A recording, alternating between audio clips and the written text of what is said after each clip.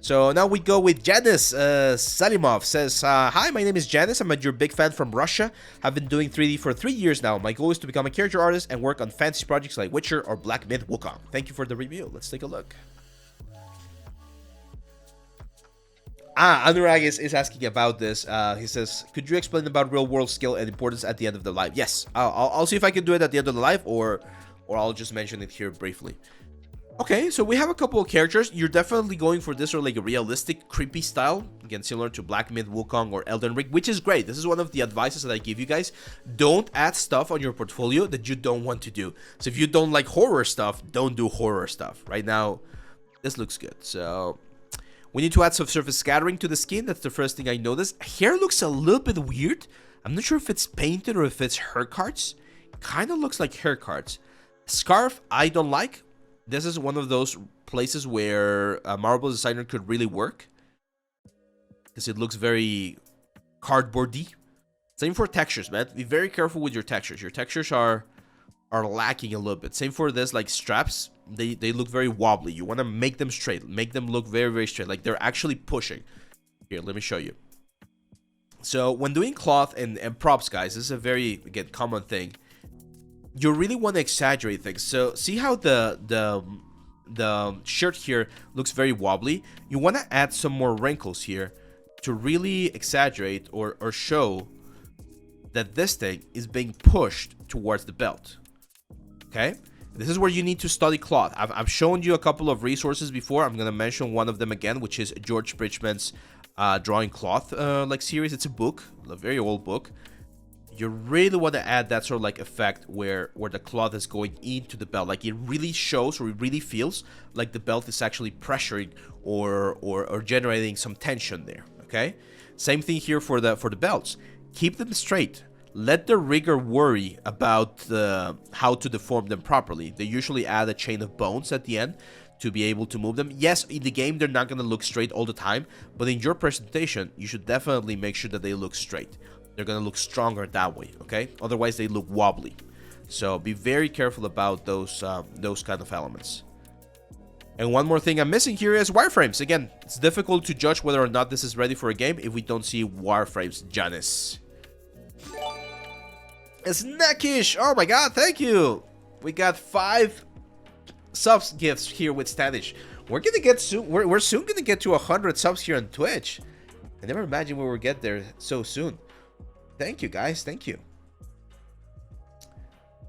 I'm working on Maya for 5 months or so, but now I want to learn ZBrush. Any advice on how should I approach other than your courses? Try to do simple exercises. My best advice whenever learning any software, any software. I'm gonna give you guys. I'm gonna show you my secret to learning softwares, and I'm gonna show you right now. Okay? So there's one software that I've been wanting to learn. And I'm going to probably start learning it next month when I have a little bit of more free time. So there's this Gaia software. Environment. Have you seen it? Gaia. This one right here. Is this one? Is it Gaia? No, it's not Gaia. Where is it? Is it with an E? There we go. Yeah, it's with an E. So it's this software right here to do environments. To do big environments, right? Like landscapes and stuff. So I know that if I just like open this up and I try to say, hey, I'm going to do the Great Canyon or something like that, it's not going to work. Yes, I'm going to go to the documentation. That's one of the things that I'm going to do, Lord Tellum. But I'm also going to give myself an easy task. So I'm going to say, okay, let's do a desert mountain. That's my project.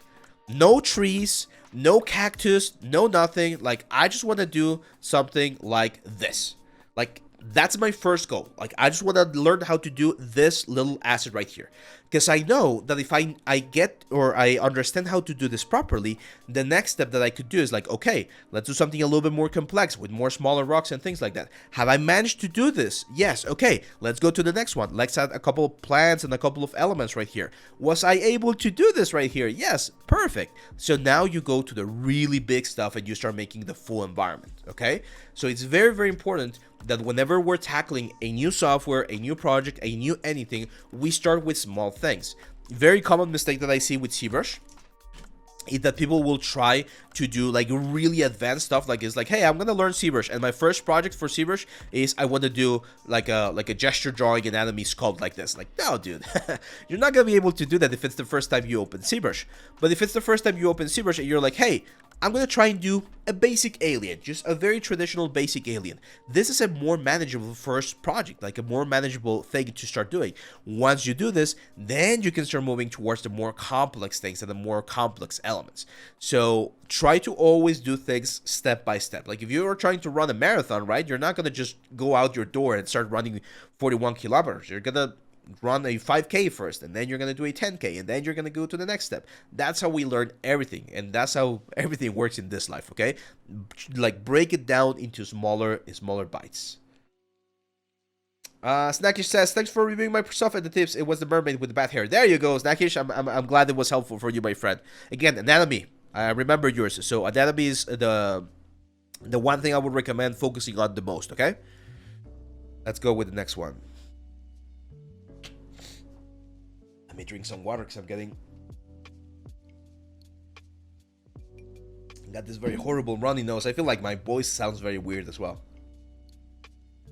I'm working my way up to a dragon in ZBrush. Yeah, exactly. I showed you before, guys, like my first dragon I did in ZBrush, and it sucks. And now I did the head. I need to keep working on that, by the way, on the like big size head. I'm probably gonna record the assembly process this weekend.